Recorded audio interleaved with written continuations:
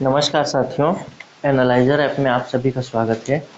आप लोगों को मालूम होगा कि एडीओ के लिए जो वैकेंसी है वो आने वाली है। ऐसी खबरें आ रही हैं कि मार्च के बाद यानी अप्रैल में भी वैकेंसी आ जाए। तो अगर अप्रैल में वैकेंसी आता है तो आपके पास क्या समय है, कितना समय है और किस तरीके से आप उसको तैयार कर सकते हैं।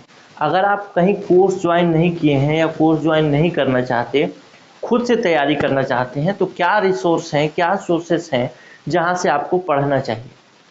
और अगर आप कोर्स कहीं पे ज्वाइन करने का सोच भी रहे हैं तो फिर आपको किस तरीके का कोर्स ज्वाइन करना चाहिए। क्या लाइव क्लास ज्वाइन करना चाहिए या रिकॉर्डेड क्लास ज्वाइन करना चाहिए।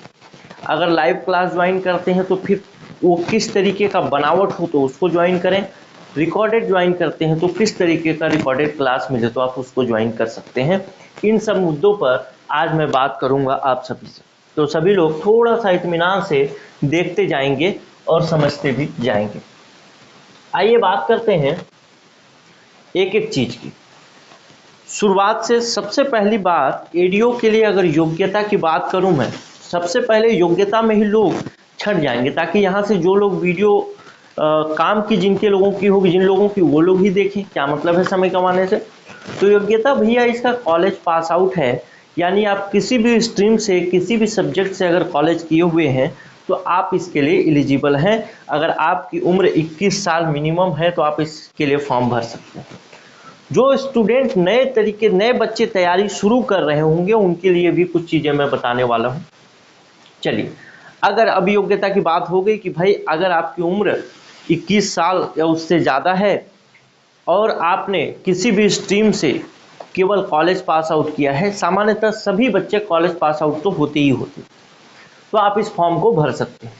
अगर इसके सिलेबस में बात करें तो सिलेबस में 5 भाग हैं और इन पांचों भागों में आप देखते हैं कि एक तो सामान्य ज्ञान का भाग है जिसमें विशेषकर छत्तीसगढ़ के संदर्भ में सामान्य ज्ञान पूछने की बात की गई। अर्थात फिर से आगे बढ़ने से बता दूं पहले कि 150 प्रश्न इसमें पूछे जाएंगे और हर भाग से 30-30 प्रश्न पूछे जाएंगे। ठीक है, हर भाग से 30-30 प्रश्न पूछे जाएंगे। अब छत्तीसगढ़ के संदर्भ में विशेषकर सामान्य ज्ञान की बात है तो इससे 30 प्रश्न पूछा जाएगा। आजीविका से संबंधित योजनाओं की जानकारी, इससे भी 30 प्रश्न पूछा जाएगा। पंचायती राज की जानकारी, इससे भी 30 प्रश्न। ग्रामीण विकास की फ्लैगशिप योजना, इससे भी 30 प्रश्न और सामान्य हिंदी से भी 30 प्रश्न पूछा जाएगा। चलिए, अब ये बात क्लियर होगी। एक चीज आपको इसमें से पूरा देख करके, पाठ्यक्रम बस इतना ही पाठ्यक्रम है ना, इस पाठ्यक्रम को अभी और भी मैं डिस्क्राइब करूंगा किस पाठ्यक्रम के अंदर क्या क्या चीजें हैं और उसके लिए कौन कौन सा रिसोर्स आप यूज कर सकते हैं ताकि आप उसके आपके लिए फायदेमंद रहे। ठीक है, चलिए, तो यहाँ पे अगर इस पेज पे बात करूं कि इस पेज पे क्या खास है, तो इस पेज पे सबसे बात खास है कि आपके पास इंग्लिश, जो कि सबसे ज्यादा बच्चे कमजोर होते हैं, वो कहीं पे भी सिलेबस में नहीं। इसके अलावा देखें तो मैथ्स, जिसमें बच्चे सबसे ज्यादा कमजोर होते हैं, रीजनिंग जिसमें बच्चे सबसे ज्यादा कमजोर होते हैं, वो भी सिलेबस में नहीं है। तो मैंने 3 पॉइंट आपको बताए, इंग्लिश, मैथ्स और रीजनिंग, और एक चौथा पॉइंट जिसको सामान्य तौर पे आप लोगों में से बहुत कम लोग गौर करते होंगे, वो मैं बताता हूं इस लाइन से। 3 पॉइंट तो मैथ्स, इंग्लिश और रीजनिंग के हैं, लेकिन इस पॉइंट में आप देखें सामान्य ज्ञान। जो बच्चे, देखिए इस फॉर्म को, जो एडीओ का फॉर्म आएगा वो छत्तीसगढ़ के विद्यार्थी उसको भर पाएंगे, छत्तीसगढ़ के अभ्यर्थी ही भर पाएंगे। छत्तीसगढ़ के अभ्यर्थियों का सबसे ज्यादा स्ट्रॉन्ग क्या रहता है, यही छत्तीसगढ़ वाला सब्जेक्ट रहता है। और सबसे, अगर जीएस में बोले तो सबसे ज्यादा कम स्ट्रॉन्ग कौन सा होता है, तो इंडियन जीएस होता है। इंडियन जीएस में भी देखें तो हिस्ट्री, इकोनॉमिक्स, ये जियोग्राफी, मुख्य रूप से अगर क्रम से देखें तो ये 2 सब्जेक्ट तो बहुत ज्यादा वीक रहते हैं। तो ये जिन 2 सब्जेक्ट या 3 सब्जेक्ट का विशेषकर इसमें रोल है ही नहीं। छत्तीसगढ़ के संदर्भ में पूछेगा, यानी छत्तीसगढ़ का सामान्य ज्ञान सबसे ज्यादा पूछेगा। इसके अलावा यानी 30 में से आप 22-23 प्रश्न तक देख सकते हैं छत्तीसगढ़ के सामान्य ज्ञान से संबंधित। अब देखते हैं एक एक पॉइंट को, एक एक सिलेबस को, और फिर देखेंगे कौन कौन सी किताबें आपको फॉलो करनी। देखिए, सामान्य जो ज्ञान है, सामान्य ज्ञान में आप देखते हैं कि राष्ट्रीय एवं अंतर्राष्ट्रीय महत्व की घटनाएं यानी करंट अफेयर से संबंधित प्रश्न आपसे पूछना चाह रहा है। भारत का संविधान एवं राजनीतिक प्रणाली यानी पॉलिटी से संबंधित प्रश्न पूछना चाह रहा है, जिसको आप संविधान के नाम से भी जानते हैं। इसके अलावा आप देखते हैं छत्तीसगढ़ का सामान्य परिचय, छत्तीसगढ़ का इतिहास, नृत्य, गीत, संगीत, सब चीज 4 यूनिट कंप्लीट जो है वो छत्तीसगढ़ से ही है। तो इसको आप बहुत अच्छे से तैयार कर सकते हैं और छत्तीसगढ़ बहुत बड़ा सिलेबस नहीं है, इसको आप दोबारा तिबारा पढ़ सकते हैं। इसके लिए अगर आप एप्रोप्रिएट बुक कहें, अगर बहुत बेहतरीन बुक, बहुत सारे कोचिंग इंस्टीट्यूट्स की भी बुक आती हैं लेकिन उसमें बहुत सारी गलतियां रहती हैं, उन गलतियों की वजह से आपको लगता है कि ये प्रश्न विलोपित हो जाएगा बाद में, लेकिन उसका फैक्ट ओरिजिनल बुक में कहीं और रहता है। तो सबसे अप्रोप्रिएट बुक अगर कहें, बहुत ज़्यादा उसको भी कहें कि त्रुटिपूर्ण नहीं है तो ये गलत होगा, लेकिन बहुत कम त्रुटिपूर्ण अगर बुक कहें तो आप इसके लिए फॉलो कर सकते हैं हिंदी ग्रंथ अकादमी की बुक। दिखने में मोटी होती है, मैं शॉर्टकट्स भी बताऊंगा आपको कि थोड़ा सा आपके लिए अच्छा हो जाए। तो हिंदी ग्रंथ अकादमी की बुक फॉलो कर सकते हैं। इसके अलावा पॉलिटी के लिए आप फॉलो कर सकते हैं एम लक्ष्मीकांत।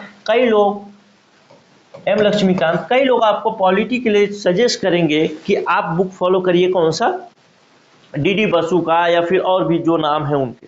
तो उतना टफ पॉलिटी पूछता नहीं है, जितना पॉलिटी पूछता है आपको एम लक्ष्मीकांत से कवर हो जाएगा। ये बात क्लियर हो गई। अब एक पार्ट बच जाता है जो राष्ट्रीय और अंतर्राष्ट्रीय घटनाएं। इसके लिए आप कोई भी किताब उठा लीजिएगा, करंट अफेयर का आखिरी में 10-12 दिन पहले जब नोटिफिकेशन आएगा तो कम से कम 6 से 8 महीने का करंट अफेयर आप रिवाइज करके जाइएगा। तो इसमें आप देखेंगे कि बहुत ज़्यादा वेटेज जो है वो छत्तीसगढ़ का है। चलिए आगे बात करते हैं, आगे और भी बात करते हैं, क्योंकि बात करने के लिए ही तो आया हूँ। अब दूसरा भाग देखता हूँ। 30 प्रश्न तो ये हो गया। तो आप लोगों को ये पता होगा कि आपका मैथ, रीजनिंग, इंग्लिश अगर कमजोर भी है तो आप इस फॉर्म को भरेंगे।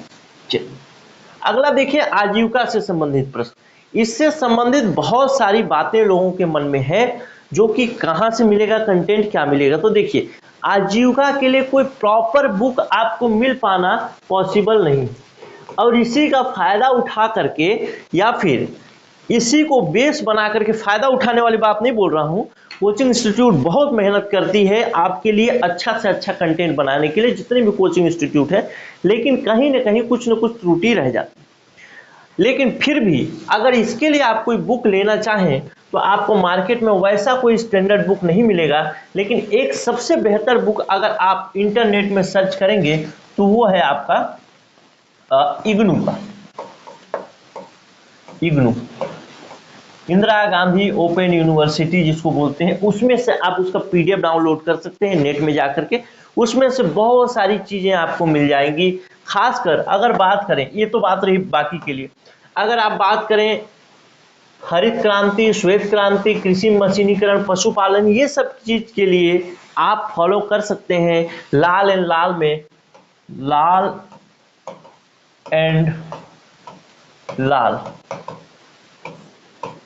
लाल की बुक है। किसके लिए? इकोनॉमिक्स की। उसमें से कुछ कहीं पे आप इसको मिल जाएगा आपको, वहां से आप देख सकते हैं। उसी में एक छोटा छोटा दिया होगा जो कि आपको समझ में आना चाहिए।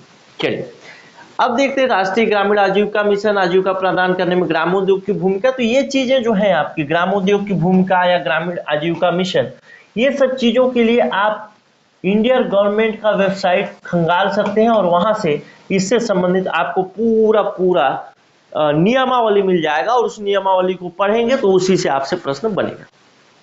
चलिए, स्वयं सहायता समूह, ये सब आपको इग्नू के बुक में मिल जाएगा, जहां से आप देख भी सकते हैं। चलिए, लेकिन थोड़ा सा मुश्किल काम है उसको ढूंढना और उसको पढ़ना, क्योंकि सिलेबस बड़ा है उसमें, और उसमें से कुछ ही चीजें काम की ढूंढनी है। चलिए आगे देखते हैं, आजीविका हो गया। अब देखते हैं पंचायती राज। पंचायती राज के लिए आपको 2 बुक फॉलो करनी चाहिए।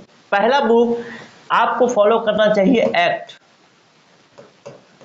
एक्ट यानी एक्ट से संबंधित जो पंचायती राज अधिनियम छत्तीसगढ़ का है, जिसमें पूरा का पूरा वो लिखा गया है, क्या बोलते हैं उसको, जैसे विधेयक, पूरा का पूरा विधेयक उसमें लिखा गया है, तो वो बुक आप फॉलो कर सकते हैं। और एक्ट के लिए किसी पब्लिकेशन की ज़रूरत नहीं है, हर कोई भी पब्लिकेशन होगा, सेम एक्ट सेम कंटेंट सब में होगा।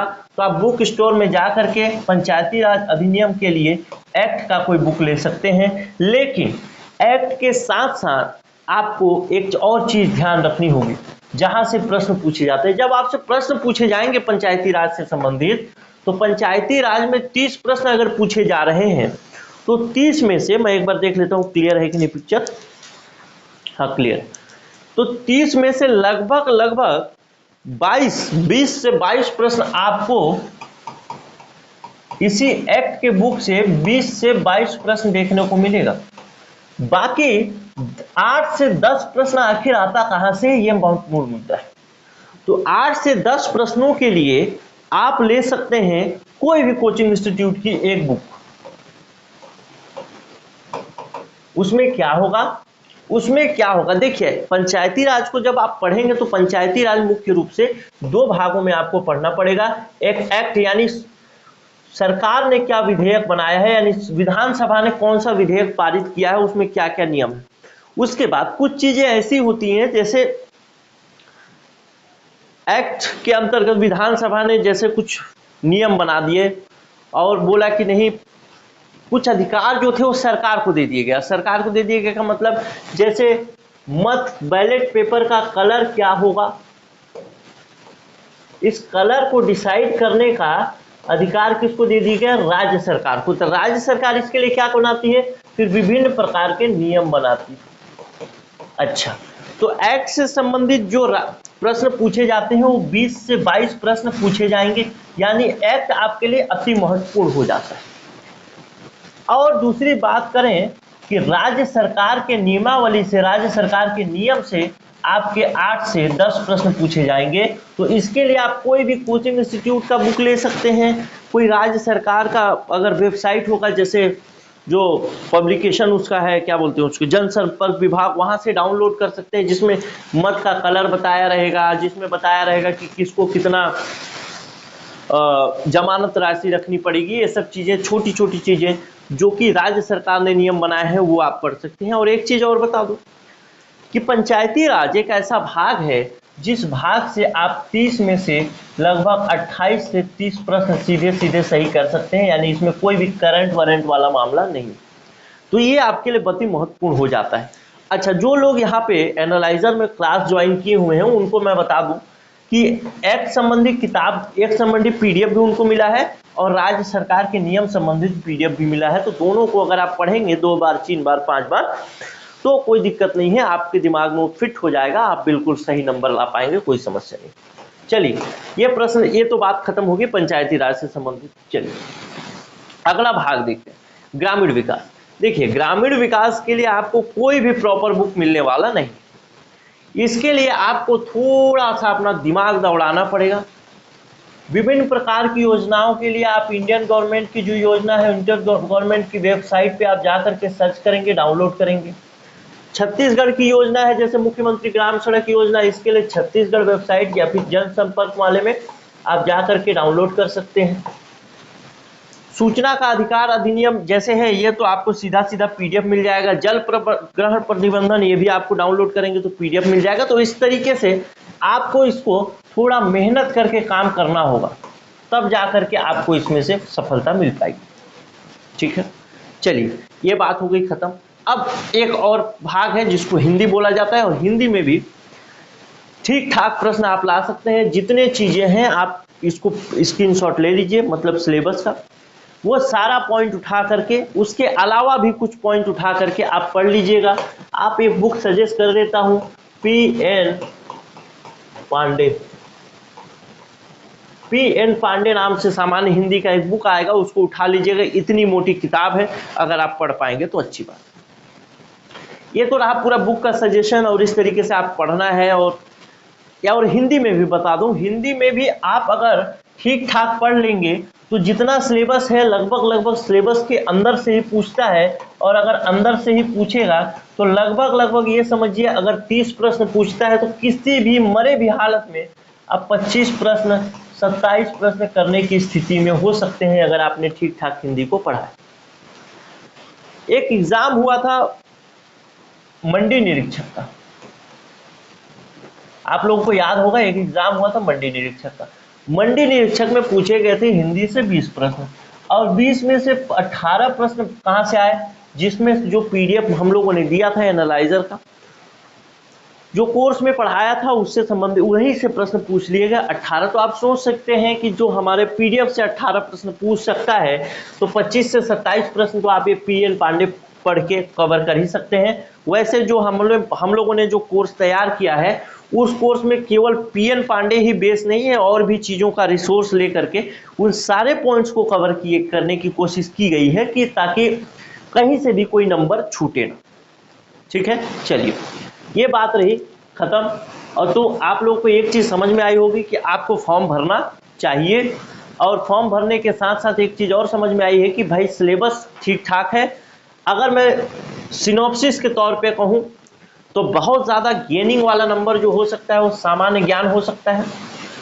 उसके बाद सामान्य ज्ञान नहीं, गलत बोल, सबसे ज़्यादा नंबर गेनिंग जो हो सकता है पंचायती राज हो सकता है, उसके बाद सामान्य हिंदी हो सकता है, उसके बाद सामान्य ज्ञान, और उसके बाद आजीविका और ग्रामीण विकास की फ्लैगशिप योजनाएं आखिरी। फ्लैगशिप योजनाएं आखिरी में क्यों? कि उसमें डेटा वेटा पूछेगा तो आप कहीं पे कंफ्यूज हो सकते हैं, इस वजह से इसको आखिरी में रखा हूं। लेकिन फिर भी अगर आप ठीक ठाक तरीके से पढ़े, बहुत अच्छी तरीके से पढ़े, तो 150 में से अगर मैं नंबर कैलकुलेट करके दिखाऊं, और खासकर जो लोग कोर्स लिए हैं उनकी बात करूं, तो अगर आप बहुत अच्छे तरीके से 2-3 बार 5 बार, आप लोगों को तो वो भी है, क्या बोलते हैं, छूट भी है कि आप जितनी बार चाहे उतनी बार पढ़ सकते हैं। तो बहुत अच्छी तरीके से पढ़े तो सामान्य ज्ञान में फिर भी आप 22 से 25 प्रश्न कर सकते हैं। आजीविका संबंधित में आप लगभग 27-28 प्रश्न कर पाएंगे, कोई दिक्कत नहीं है। पंचायती राज में मैं कहूँगा 28 से 30 प्रश्न में कहीं पे दाग नहीं है। उसके बाद ग्रामीण विकास अभी पढ़ाया नहीं है। पढ़ाया क्यों नहीं है? इसीलिए नहीं पढ़ाया है क्योंकि करंट का डेटा जो इसमें पूछेगा, तो करंट का डेटा आपको दोबारा याद न करना पड़े, तो आखिरी में पढ़ाएंगे तो सीधे सीधे हो जाएगा। और हिंदी में भी आप 27-28 प्रश्न करने की स्थिति में हो सकते हैं। तो आप जोड़ के देख लीजिएगा कितना प्रश्न आ रहा है, कितना नंबर हो रहा है। 20 गुना 40 गुना 80 और 8 7 15 और 2 17 और 7 17 और 7 25 24 और 80 204 नंबर। 204 नंबर केवल इस 4 भाग से आप गेन कर सकते हैं, बल्कि इससे ज़्यादा भी। और अगर थोड़ा सा इसमें दम लगाएंगे तो 18 से 20 नंबर तो आप इसमें से कर ही लेंगे। अगर पूरा जो हम लोग अभी पूरा एनालिसिस करके पढ़ाएंगे तो 18 से 20 नंबर तो कर ही लेंगे। तो अगर ठीक ठाक अगर आप पढ़ेंगे पूरा 2-4 बार 5 बार, तो ये समझिए कि 120-125 नंबर आपका आ सकता है। कोई बड़ी बात नहीं है, इससे ज़्यादा भी जा सकता है। ठीक है, तो जो भी पंचायती राज का आपको मिला है वो चीज़ आप बिल्कुल ध्यान से पढ़ेंगे। अब आखिरी मुद्दे पर बात करेंगे कि क्या कोर्स ज्वाइन करना चाहिए, और कोर्स ज्वाइन करना चाहिए तो कौन सा कोर्स ज्वाइन करना चाहिए, और कौन सा कोर्स, अगर कोई कोर्स हम ज्वाइन करने के लिए मैं सजेशन दे रहा हूँ तो मैं सजेशन क्यों दे रहा हूँ। सबसे पहली बात कि क्या कोर्स ज्वाइन करना चाहिए, तो मेरा जवाब है आपको कि हाँ या नहीं दोनों।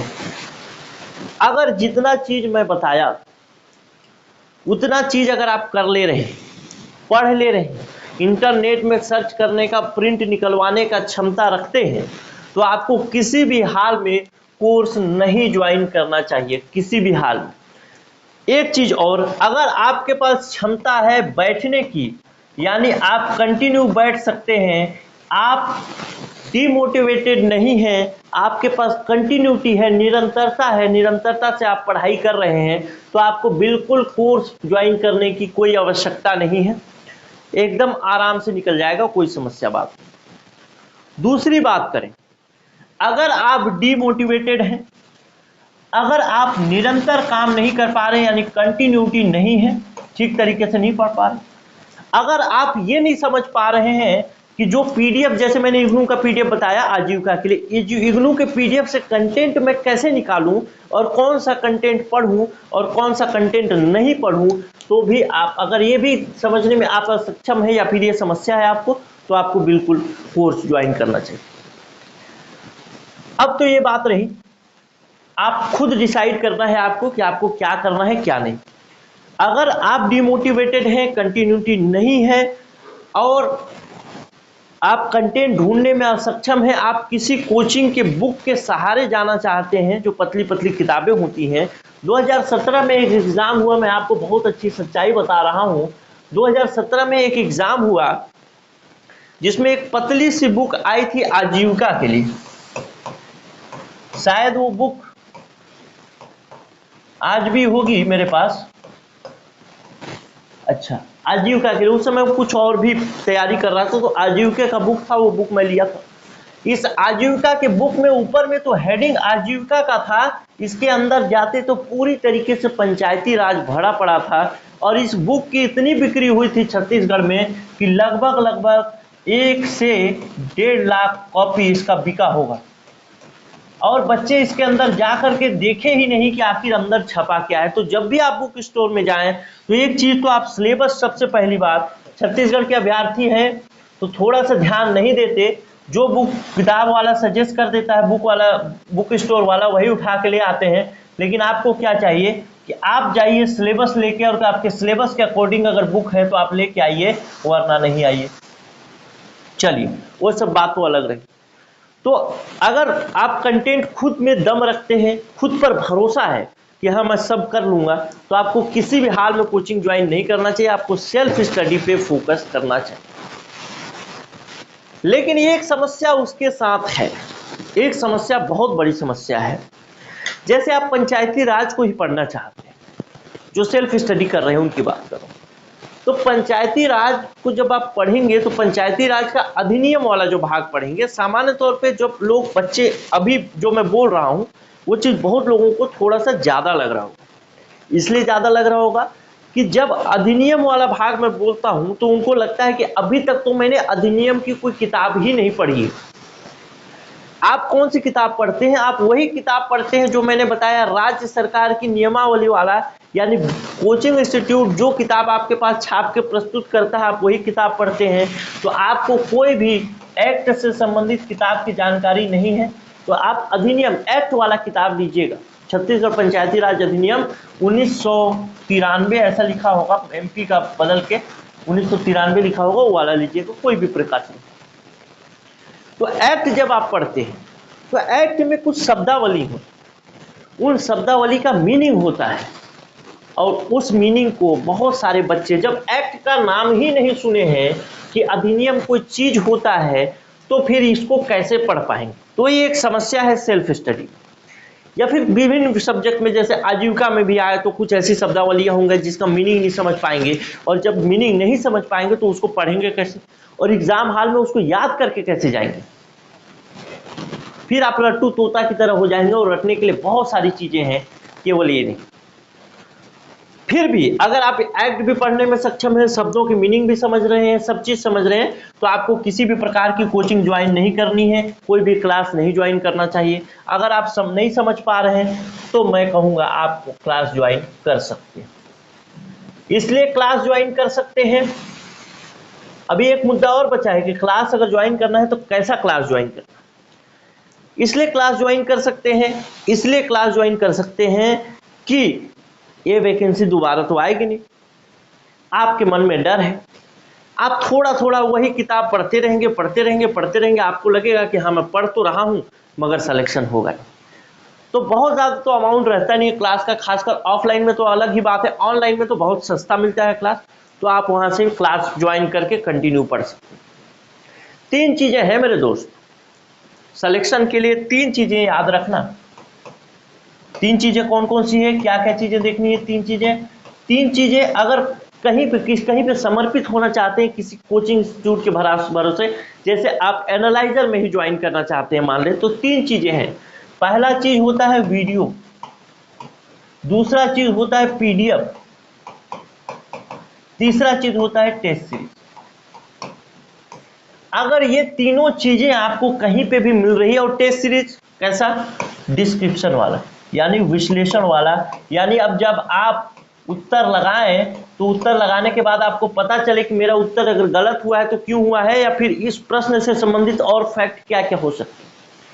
अगर वो चीज आपको मिल रहा है, तो अगर ये तीन चीजें मिल रही है तो आप वही कोर्स ज्वाइन करिए जहां ये तीनों चीजें मिल रही होंगी, क्योंकि सिलेक्शन के लिए तीनों भाग अति महत्वपूर्ण है। अगर कोई भी भाग आपने छोड़ा, इसका मतलब आप सिलेक्शन से दूर होते जा रहे हैं। बिल्कुल समझ में आ रहा होगा, ठीक है। कोई भी भाग आपने छोड़ा, इसका मतलब आप सिलेक्शन से दूर होते जा रहे हैं। ये नंबर गलत लिखा है भाई, यहां पे मैं नंबर लिखवा देता हूं। ये नंबर है 96 17 41 36 76। एडिट करने वाले गलत लिख दिए हैं, ये नंबर मिटा दिया हूं। यहाँ पे आपको ये नंबर है, ठीक है, कंप्लीट कोर्स जो लिखा है उसके लिए 96 17 41 36, डिस्क्रिप्शन में भी ये नंबर हो। तो अगर तीनों चीजें आपके पास कहीं पे मिल रही हैं तो आप बिल्कुल ज्वाइन करें। अब तो एक बात समझ में आएगी, कोर्स कब ज्वाइन करें, नहीं करें, और करें तो कैसा कोर्स ज्वाइन करें जहां तीनों चीजें मिल रही हैं। और कोशिश करिएगा जिस टेस्ट में आपको डिस्क्रिप्शन मिल रहा होगा वही टेस्ट आपको ज्वाइन करना चाहिए। चलिए अगली बात करता हूं।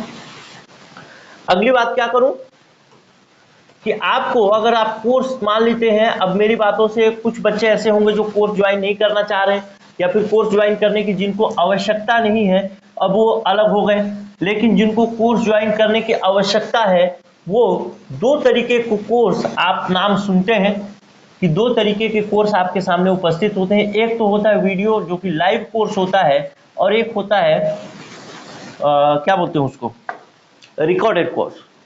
तो क्या आपको लाइव कोर्स में ज्वाइन करना चाहिए या रिकॉर्डेड कोर्स में ज्वाइन करना चाहिए? ठीक, दोनों चीजें। पहला मैं कहता हूं कि आपको लाइव कोर्स में ज्वाइन करने की क्या क्या चीजें, मतलब कौन कौन सी ऐसी बातें हैं जो कि आपको लाइव कोर्स में ज्वाइन करने के लिए मोटिवेट करती हैं या करना चाहिए। सबसे पहला बात है, क्या आपके पास समय है? समय है क्या, ये आपके पास उत्तर होना चाहिए। अभी ये फरवरी मान लीजिए चला गया, मार्च अप्रैल मई, यानी आपके पास ज्यादा से ज्यादा, अगर मई में भी एग्जाम होता है तो 2.5 से 3 माह का समय है, इससे ज्यादा आपके पास समय नहीं। अगर थोड़ा सा मैं बात करूं, देखिए थोड़ा सा बात करने के लिए मैं पीछे मुड़ता हूं, पीछे वाले चैप्टर में आता हूं। पीछे वाले चैप्टर में आता हूं। देखिए अभी हमने इसका पूरा कोर्स कंप्लीट करा दिया, तो मेरे को जानकारी है, इसलिए मैं आपको बता रहा हूं। बहुत मिनिमम चलेंगे तो की बात कर रहा हूं, ठीक है। चलिए बहुत मिनिमम चलता हूं। ये वाला जो भाग है, संविधान है, छत्तीसगढ़ का सामान्य ज्ञान है, मिनिमम आप लेकर के चलिए कि आपको लगने वाला है। मैं पीछे वाले भाग से चलता हूं। चलिए इसमें लिखने में थोड़ा दिक्कत हो रहा है, ये नंबर गलत छपा था, उसको दिखा दिया हूं, ठीक है, फिर से दिखा दूंगा। चलिए सामान्य ज्ञान, छत्तीसगढ़ पॉलिटी मिला करके मान लेते हैं बहुत कम रहेगा, तो पॉलिटी का कम से कम 60 घंटे का क्लास होगा छत्तीसगढ़। और फिर इसमें छत्तीसगढ़ का क्लास जो होगा मिनिमम अगर चले, बहुत मिनिमम चलेंगे, बहुत मिनिमम चलूंगा, तो क्या 150 घंटे से कम का क्लास होगा? नहीं होगा। चलिए अब आजीविका से संबंधित योजनाओं की जानकारी, मिनिमम 40 घंटे का क्लास होगा, 40 घंटे मान लेते हैं। चलिए पंचायती राज से संबंधित जानकारी, तो आपको केवल एक्ट में लगभग 43-45 घंटे का क्लास केवल एक्ट में होने वाला है। उसके बाद आप जोड़ लीजिए, यहां पे लिख देता हूं 60, 150, 40 लाइव क्लास की बात कर रहा हूं, ठीक है, फिर 45, ठीक है, केवल एक्ट की। उसके बाद पंचायती राज में दो भाग मैंने बताया, एक राज्य सरकार के नियम, उसको भी मान लेते हैं 7 से 8 10 घंटा मान लेते हैं। उसके बाद ग्रामीण विकास की फ्लैगशिप योजना, इसके लिए कम से कम 25 से 30 घंटा मिनिमम 30 घंटा, बहुत मिनिमम चल रहा हूं। हिंदी कम से कम हिंदी कम से कम आपको चाहिए कितना घंटा, कम से कम 50 घंटा। जोड़ भी देता हूं, 0 6 5 11 4 15 4 19 1 20 3 23 और 5 28 और 1 और 2 3, 380 घंटे का क्लास मिनिमम चाहिए। और लाइव क्लास में क्या होता है, ये मैं बोल रहा हूं, ये केवल सीधा सीधा पढ़ाया जाए तब, केवल सीधा सीधा पढ़ाया जाए तब 380 घंटे का क्लास आपको चाहिए। लाइव क्लास में क्या होता है, बातचीत में समय निकल जाता है, तो उसमें क्या होगा, फिर सिलेबस आपका कंप्लीट नहीं हो पाएगा, कुछ चीजें छूट जाएगी, क्योंकि समय का मेन खेल है। 380 घंटे का क्लास चाहिए। चलिए आगे बढ़ते हैं। चलिए फिर से इस नंबर को मिटा कर लिख देता हूं, 96 17 41 36 76। ठीक, 380 घंटे का क्लास।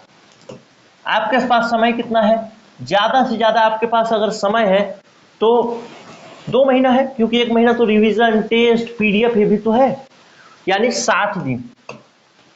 60 दिन आप 60 दिन आप उनके हिसाब से चलेंगे, किसके हिसाब से, जो आपको कोचिंग करा रहे हैं। 6 कम 6 6 6 36, 6 आवर पर डे का क्लास आपका चलेगा। अच्छा, 6 आवर पर डे का क्लास है। अब 6 आवर पर डे का क्लास तो कोई भी कोचिंग इंस्टीट्यूट रात दिन तो चालू नहीं रहती, केवल दिन दिन में 6 घंटे का क्लास आपको मिलने वाला है। तो 10 बजे मान लेते हैं ऑफिस खुलता है, या फिर बहुत अच्छा कोचिंग है, थोड़ा टाइम का पंचुअल है, तो 8 बजे सुबह ऑफिस खुलेगा, शाम को 8 बजे बंद हो जाएगा पीएम। यानी इस 12 घंटे में आपके पास 6 घंटे का समय केवल क्लास लेने के लिए, केवल क्लास पढ़ने के लिए होना चाहिए। उसके बाद आप पीडीएफ पढ़ेंगे, उसके बाद आप टेस्ट देंगे। तो क्या आपके पास ये 6 घंटे का समय है? इस 12 घंटे के बीच में आप एक हाउसवाइफ हैं, आप एक जॉब करने वाले हैं, आप स्टूडेंट ही हैं, कुछ और एग्जाम की तैयारी कर रहे हैं, तो आप अपने समय के हिसाब से वीडियो को देख सके तो ज्यादा सही। लाइव क्लास में एक सबसे बड़ी, बहुत बड़ी समस्या ये रहती है कि बातचीत बहुत समय गुजर जाता है, और भाई क्या कर रहे हो, ये छत्तीसगढ़ 3-13, इसी में बात गुजर जाता है। लेकिन आपको ये बातचीत सिलेक्शन नहीं दिलाएगा, आपको सिलेक्शन दिलाएगा यही पढ़ाई जो कि 6 आवर का करेंगे। और 6 घंटे की पढ़ाई अगर आप 12 घंटे में, 12 आवर के अंदर, मतलब 8 से 8 के मिनिमम बोल रहा हूँ, बहुत ज्यादा जोड़ा हूँ, उसके बाद 8 से 8, नहीं तो 10 बजे कोचिंग खुलती है, 6 बजे बंद हो जाती है। तो अगर 12 घंटे की पढ़ाई आप 6 घंटे की पढ़ाई कर पा रहे हैं, तो आप बिल्कुल लाइव क्लास में जा सकते हैं और लाइव क्लास आप ले सकते हैं। लेकिन आपको देखना पड़ेगा क्या उन्होंने पिछली बार कोई कोर्स कराया था, उस कोर्स को उन्होंने पूरा कराया या फिर अधूरे में छोड़ दिया। दूसरी बात, क्या वो आपको वीडियो के साथ, वीडियो कोर्स के साथ उसको रिकॉर्डेड फॉर्म में देखने का अनुमति दे रहे हैं, या मल्टीपल टाइम जितनी बार आप चाहें उतनी बार देखने का अनुमति दे रहे हैं। साथ में क्या आपको पूरा पीडीएफ कंप्लीट मिल रहा है, साथ में क्या टेस्ट सीरीज मिल रहा है, क्योंकि पीडीएफ टेस्ट सीरीज के साथ ही आप इसको ज्वाइन करें तो ज्यादा सही। ठीक है, चलिए ये बात क्लियर होगी। तो आप 12 घंटे में 6 घंटे अगर निकाल पा रहे हैं तो आपको ये लाइव क्लास जाना चाहिए। चलिए अब दूसरी बात करते हैं, रिकॉर्डेड क्लास। अब देखिए, लाइव क्लास के बाद अगर रिकॉर्डेड क्लास की बात करूं तो रिकॉर्डेड क्लास में अब आपको क्या देखना है। रिकॉर्डेड क्लास में ये नंबर फिर से मिटा देता हूं यार, गलत हो जाता है, 96 17 41 36 76। ठीक है, रिकॉर्डेड क्लास में एक चीज देखिए कि उनका सिलेबस कितना पूरा है।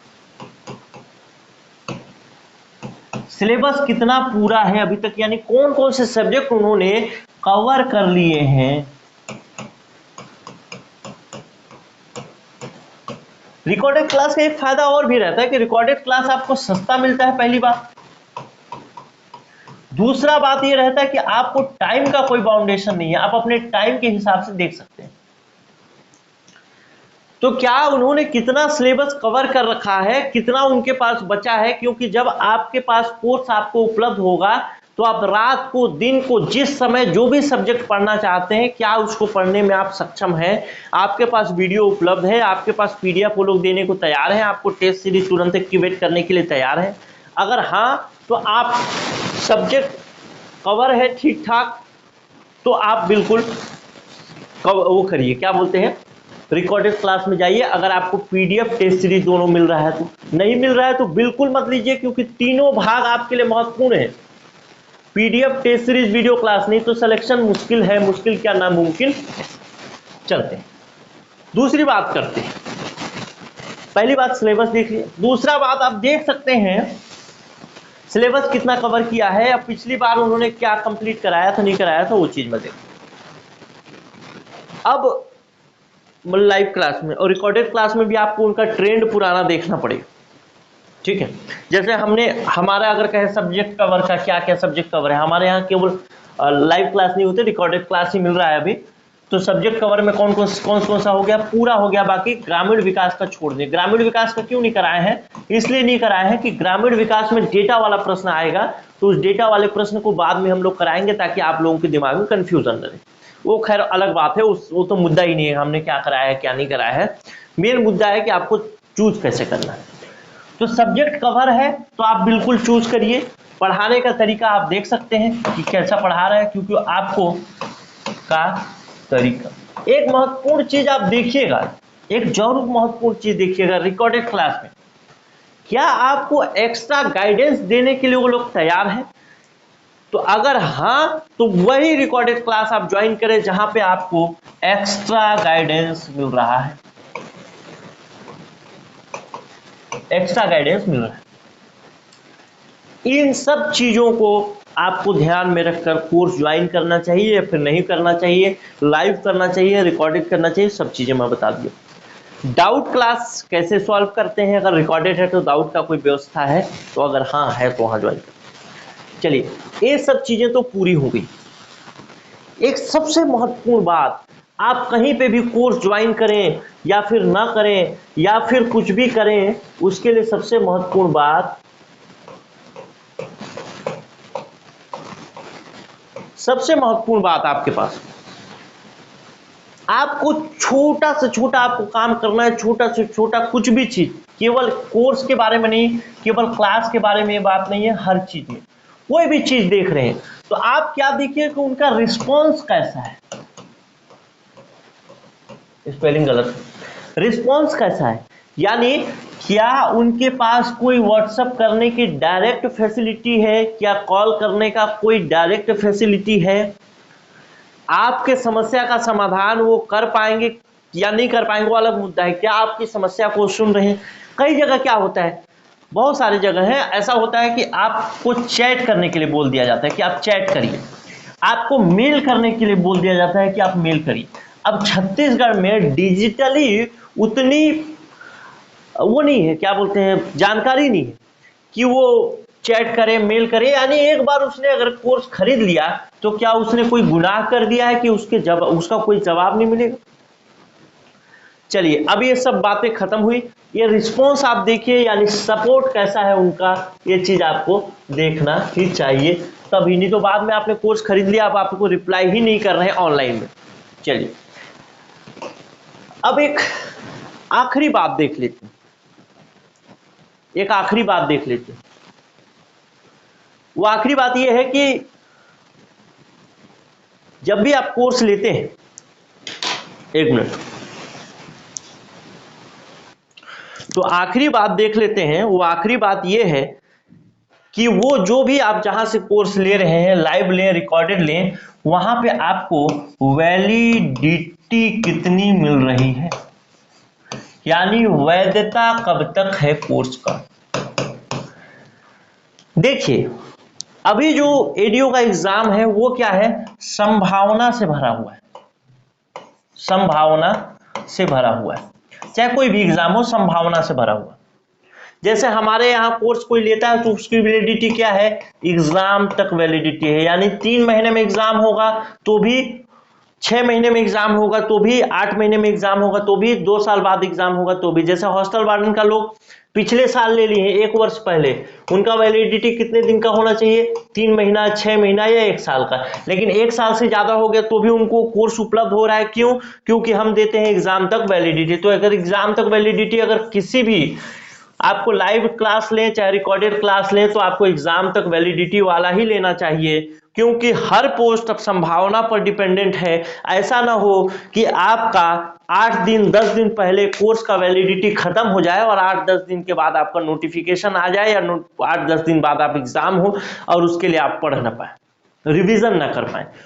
तो ये सब चीजें हैं, इन सब चीजों को ध्यान में रखते मैं उम्मीद करता हूं कि आप लोग कोर्स परचेस करेंगे कहीं से भी, और कहीं से भी परचेस करेंगे या नहीं करेंगे, लेकिन आप लोगों को अगर सेल्फ स्टडी के लिए भी करेंगे तो सेल्फ स्टडी भी आपके लिए महत्वपूर्ण होगा।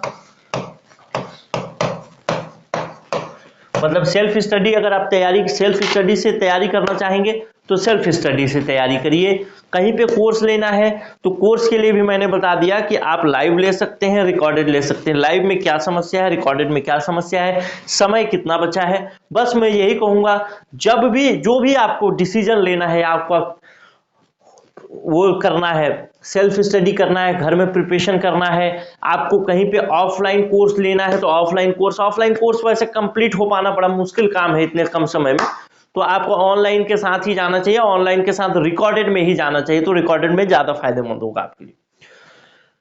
और उसके बाद अगर रिकॉर्डेड में आप जा रहे हैं तो वहां आप देखेंगे कि पीडीएफ का फैसिलिटी, वीडियो अनलिमिटेड टाइम देखने का फैसिलिटी है कि नहीं, टेस्ट सीरीज दे रहा है कि नहीं। टेस्ट सीरीज दे रहा है तो उसका वो क्या है, डिस्क्रिप्शन है कि नहीं, वैलिडिटी कब तक है।